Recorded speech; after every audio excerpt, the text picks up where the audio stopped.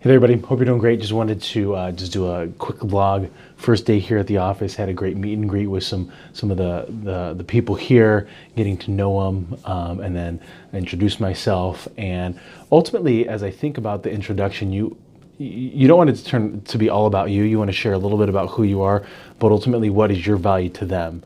And I think about that from the perspective, if I'm sitting there listening to somebody else talk about introducing themselves, I want to know what their point is for me. Like, what's their value to me? Especially if you're a new manager, you're a new leader in an organization, what is your ultimate value to the people that you're going to be associating with? What is your value added to them? And so I wanted to be able to convey that over the lunch hour. So we just had a good conversation about that, and then did some of the technical stuff, right? Like employee benefits, enrolling into that, made a phone call, made sure all, logins are working and things like that. I'm gonna be heading off to a networking meeting. So just like I kind of mentioned before, it's about being able to just showcase to you how you come to a big community, make a big splash, as big as humanly possible. And so luckily one of the coworkers, she had booked an association through the local college here, and it's an Asian association combining with the Latino association in the finance departments. And so we're gonna be able to meet a bunch of students and start building out the network, start building out folks. And so one thing that I will tell anybody that focuses on like diversity or growth in that area is remember the majority as well. So I know for my particular case, you couldn't just sell to one minority. Now that probably makes sense just because I've been around since like 1904, and really American is how we define ourselves. But if you think about it from a population perspective, it's a minority for a reason.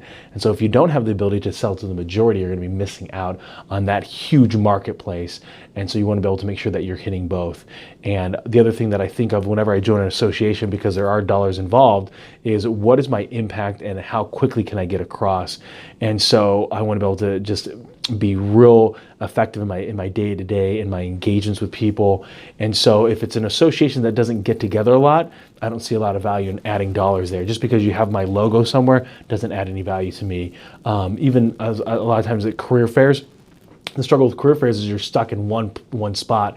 For me, typically, if there's two of us, I'll go and I'll start walking around. I'll talk to students that seem sharp. I'll talk to other, people that are sharp at these different organizations, just seeing if they're open-minded to some different opportunities.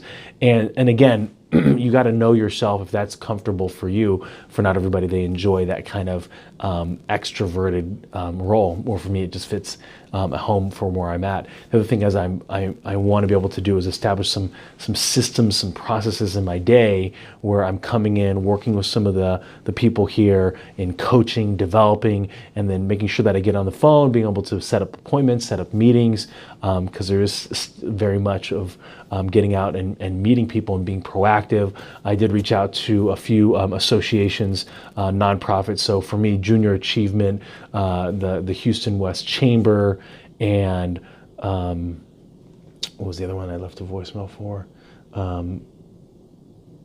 The Optimist Club. And so seeing how these organizations are running and seeing if it makes sense for me to be able to spend some of my time, talents, and or resources there. So hope you're all doing well. Enjoy the vlog. Sherm's out.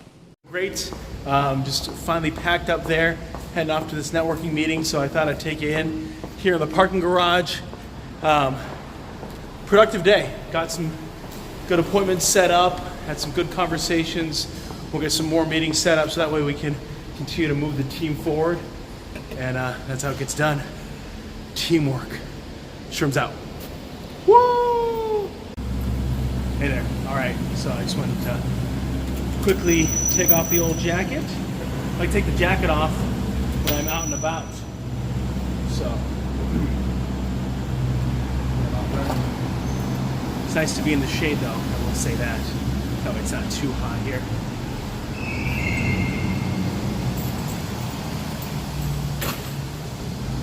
Keys. All right, here we go.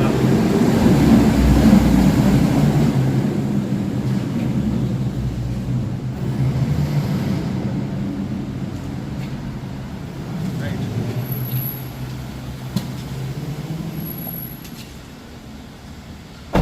Let's go. All right, daily vlog. Here we go. I'm going to try to be loud enough so you can hear me. Didn't set the mic up. I'm holding a box. So had a great conversation with several students. One day I'll just put it out there. The public service announcement. If you're a recruiter, stop talking to a coworker and talk to the students. They're nervous. They're not comfortable talking to strangers. So you need to make them feel at ease. And so I see too many of these campus recruiters coming from companies. So instead of talking to the prospective employees, they end up talking to a coworker, which is just a waste of time. Plus, when you're talking to a coworker, then it doesn't make it seem like you're open to a conversation. So there, public announcement done. So to reach out to my buddy Mike, saw him briefly here at the U of H campus. It was great to see him. I'll see him more on Friday. And then just had some great conversations with students. And I will say this, it's just as important to know what you don't want to do as what you do want to do when it comes to your career. So some people were like, I just don't know what I want to do. And that's totally fine. Most people don't know what they want to do. But knowing what you don't want to do is just as valuable. So heading home now, about 8:40. Hopefully get home, decent hour. Sherm's out.